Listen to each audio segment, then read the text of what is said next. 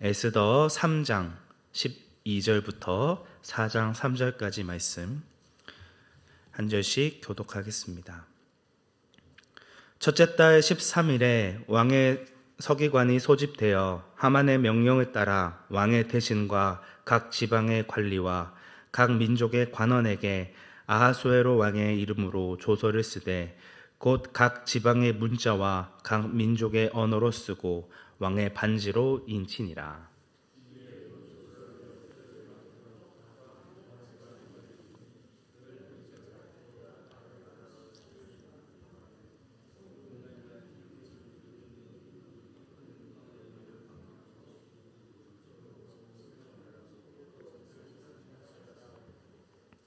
이 명령을 각 지방에 전하기 위하여 조서의 초본을 모든 민족에게 선포하여 그날을 위하여 준비하게 하라 하였더라.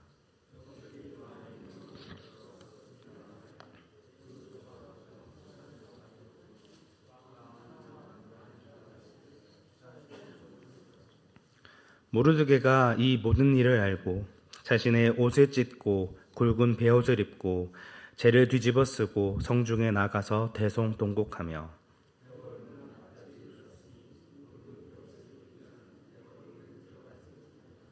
함께 읽겠습니다. 왕의 명령 각 지방의 이름에 유다인이 크게 애통하며 음식하며 울며 부르짖고 굵은 베옷을 입고 재에 누운 자가 무수하더라. 아멘. 오늘 본문의 말씀은 하만이 세운 유다인 학살 계획이 아하수에로 왕의 이름으로 페르시아 전역으로 공포되어지는 과정에 대해 이야기하고 있습니다.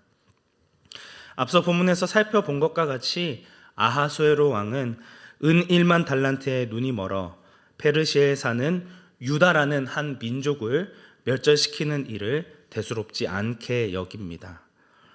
하만의 감언 이설과 뇌물로 인해 올바른 판단을 하지 못하도록 방해받은 것입니다. 하만의 명령에 따라 왕의 대신과 각 지방의 관리와 각 민족의 관원들이 일사불란하게 움직여 각 지방의 문자와 각 민족의 언어로 조서를 쓰고 왕의 반지로 인치게 합니다. 그리고 빠르게 초본을 모든 민족에게 선포하여 그날을 준비하게 만듭니다. 근데 이 조서의 내용에는 왜가 빠져 있습니다. 유다인이 도대체 어떠한 잘못을 했고 무슨 행위를 했길래 민족 전체가 죽임을 당해야 하는지에 대한 타당한 이유가 등장하지 않습니다. 단지 모든 유다인이 아달월 13일 하루 동안 모두 진멸당하고 재산을 빼앗기게 될 거라는 잔혹한 선고만이 남아있을 뿐입니다. 너무나도 황당하죠. 15절의 말씀과 같이 이 조서가 도성 수산에 반포되자 수산성은 어지러워집니다. 말 그대로 온 나라가 발칵 뒤집혀졌을 뿐만 아니라 다른 주변 나라에서도 이 사실을 듣고 깜짝 놀랐을 것입니다. 요즘으로 비유하자면 신문기사 1면을 장식한 그런 세계 톡픽감입니다. 그 정도로 파급력이 보통이 아니었다는 것이죠.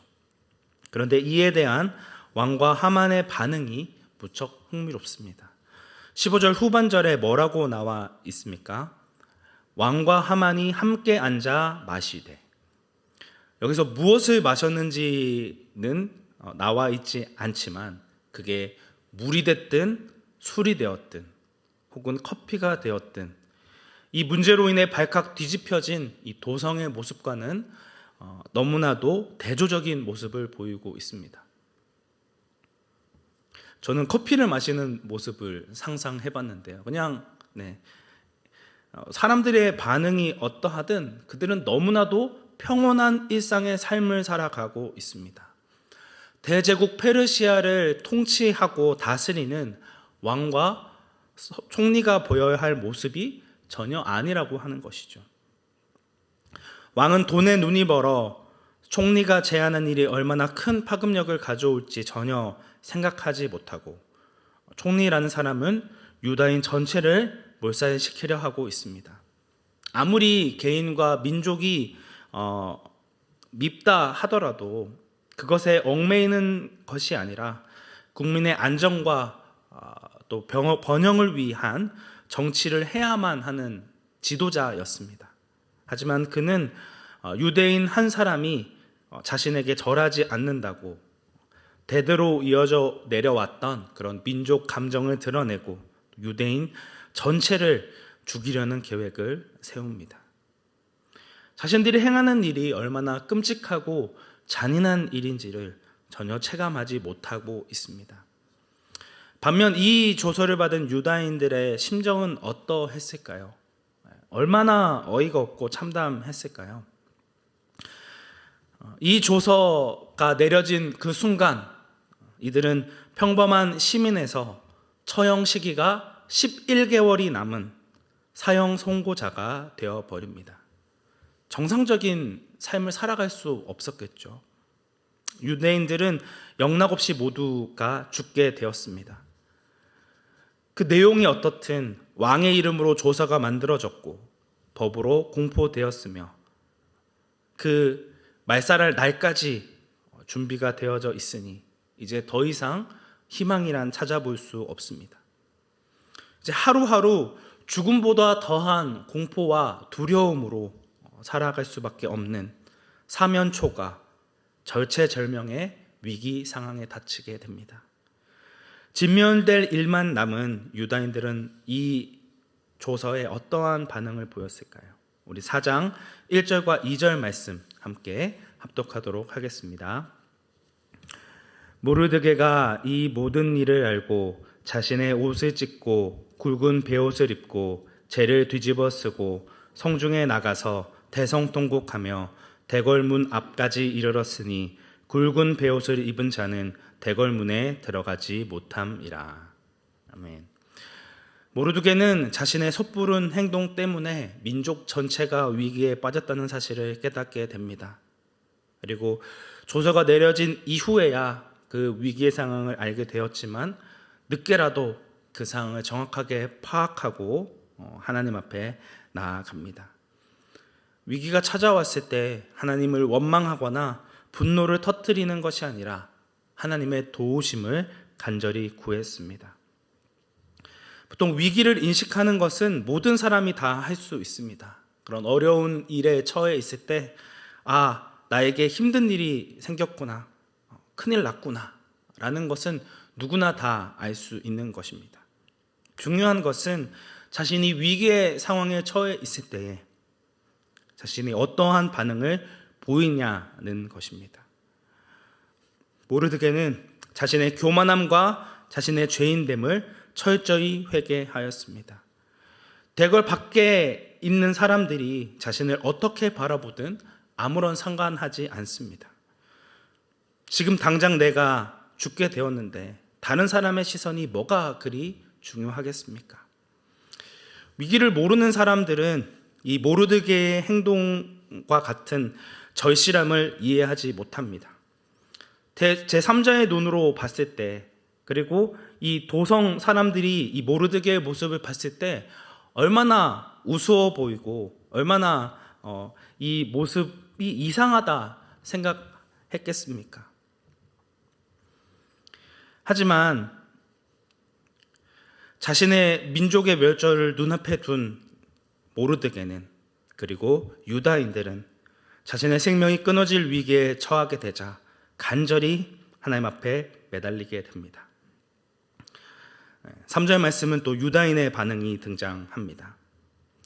왕의 명령과 조서가 각 지방에 이름에 유다인이 크게 애통하여 금식하며 울며 부르짖고 굵은 베옷을 입고 재에 누운 자가 무수하더라. 모르드게가 보인 이런 모습이 유다인들에게도 동일하게 보여집니다. 그들은 한결같이 금식하며 하나님 앞에 회개하며 기도하고 있습니다. 모르드게를 원망하거나 그에게 책임을 묻는다고 해결되어질 문제가 아니기 때문에 당장 자신들이 보일 수 있는 그런 분노와 그런 부분들을 내려놓고 철저히 하나님 앞에 회개합니다. 그리고 합심하여 하나님 앞에 간구합니다. 가장 낮은 모습과 태도로 지금까지 자신이 중심이 되었던 그 모든 것을 하나님 앞에 내어 맡기며 기도하고 있습니다. 가난하고 겸손한 마음으로 하나님 앞에 나와 하나님의 은혜를 구하고 애통하는 심정으로 하나님 앞에 통곡하며 주님의 은혜를 부르짖으며 금식하는 모습을 보인다라고 하는 것이죠. 오늘날을 살아가고 있는 우리 역시 오늘 본문의 유대인과 같이 심각한 위기 상황을 경험하게 되어집니다. 우리는 살아가면서 어느 때나 하만과 같은 사람들을 만나게 됩니다. 이 세상을 보면 악인들이 권력을 잡고 있죠. 그들은 입만 열면 거짓말을 하고 머리를 굴려 음모를 꾸미고 또 수단과 방법을 가리지 않고 악을 행합니다. 근데 문제는 이들이 일이 너무나도 잘 된다는 것입니다. 악인이 번성하는 모습을 바라보며 우리는 참으로 무기력함을 느끼죠. 이런 하만과 같이 언제나 우리를 넘어뜨리려고 하고 우리를 죽이고 진멸하려고 하는 사탄과 악은 끊이지 않고 오늘날 하나님의 교회와 그리고 백성들을 노리고 있다는 것입니다.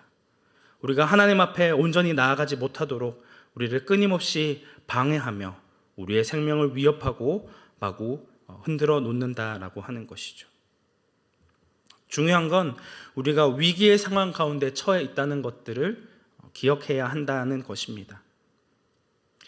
오늘 본문의 이 유다인들은 자신에게 정해진 그 살 수 있는 날이 정해져 있다는 것들을 깨달았고 그제서야 하나님의 도우심을 구하며 하나님 앞에 간구합니다. 오늘 살아가는 우리 역시 마찬가지입니다. 우리는 예수님께서 다시 오신다는 그 정해진 기한을 듣고 아는 자입니다. 그런데 우리의 반응은 어떻습니까? 주님이 다시 오실 그 임박한 심판 앞에 두렵고 떨림으로 주님의 은혜를 구하기보다 우리 역시 세상 사람들과 같이 그리고 노아의 때와 같이 먹고 마시고 즐기는 모습으로 살아가고 있지는 않으신지요. 정말 주님께서 곧 이 땅 가운데 오셔 우리가 행한 그대로 갚아주시며 모든 것을 결산한 날이 올 거라는 사실을 아는 그리스도인들은 하나님의 은혜를 구하며 오늘 본문의 백성들과 같이 부르짖는 삶을 살 수밖에 없다는 것입니다. 오늘 본문에 이 모르드게를 포함한 모든 유다인들이 자신이 할 수 있는 것은 아무것도 없다는 것을 알고 겸손한 마음으로 인간적인 모든 방법을 포기하고 하나님의 도우심을 구하며 주님 앞에 엎드려졌던 것처럼 우리 역시 주님의 은혜를 구하며 이 악한 세상을 살아가는 우리가 하나님의 뜻대로 살아갈 수 있도록 거룩한 삶을 살아가도록 주님의 은혜를 구하며 도우심을 구해야 한다는 것입니다. 사랑하는 성도 여러분, 우리는 말세의 때를 살아가고 있습니다. 그리고 머지않아 우리의 생명이 다하거나 아니면 주님의 날이 다가올 때에 우리는 주님 앞에 우리가 행한 모든 것을 심판받게 되어질 것입니다. 나는 예수 그리스도의 보혈을 의지함으로 나의 모든 죄는 해결되었다라고 안일하게 살아가는 것이 아니라 오늘 본문의 이 심각한 위기의 상황처럼 오늘 우리에게 주어진 상황이 너무나도 급박하고 또 절실한 그런 위기 상황에 처해 있음을 붙들고 주님 앞에 간절히 간구해야 한다는 것이죠. 오늘 우리는 어떠한 삶을 살아가고 있습니까? 평안하다, 평안하다 외치는 이 세상의 외침에 따라 우리 역시 아무런 위기감 없이 그냥 평안하게 하루하루를 살아가고 계신지요? 아니면 주님이 다시 오실 날을 예비하며 간절히 주님의 은혜를 구하며 살아가는 유다인의 삶을 살아가고 계신지요? 우리의 상황이 어떠한 상황에 처해 있든지 늘 주님의 도우심을 구하며 우리의 삶 가운데 온전히 하나님의 도우심을 간절히 간구하는 온사랑교회 성도님들이 되시기를 주님의 이름으로 축복합니다. 함께 기도하겠습니다.